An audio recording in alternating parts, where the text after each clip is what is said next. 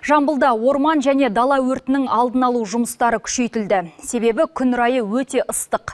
Өсімдікті былай қойып, суармалы алқаптардың өзі кеуіп барады. Оның үстіне табиғат аясында көлеңкелеп демалысқа барған адамдар өрттің тұтануына себеп болуда.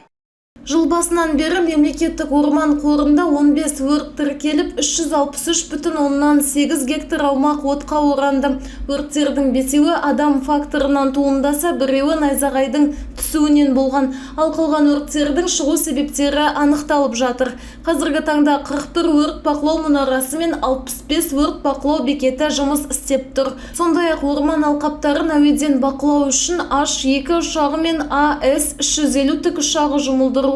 Бұдан бөлек орман өртін сөндіру станциялары арнайы техникамен, 17 пилотсыз ұшу аппаратымен және 349 өрт сөндірушімен қамтамасыз етілген.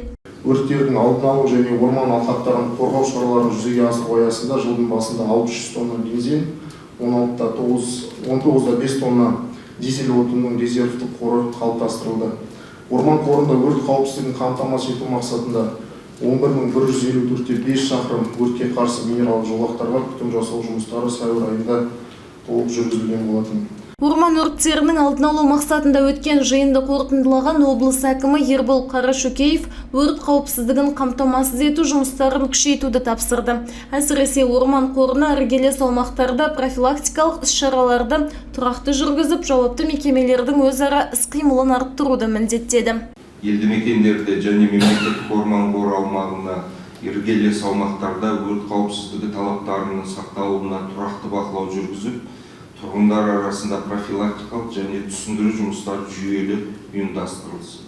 Қазіргі таңда өрт қауіпті маусым басқарманың тұрақты бақылауында. Жауапты мекемелер орман қорын қорғау және табиғи өрттердің алдын алу бағытындағы жұмыстарды жалғастырып жатыр. Махаббат Құсайын, Аңсар Тілепберген, Эльдар Түстікбай, Қордай 24 Ньюс.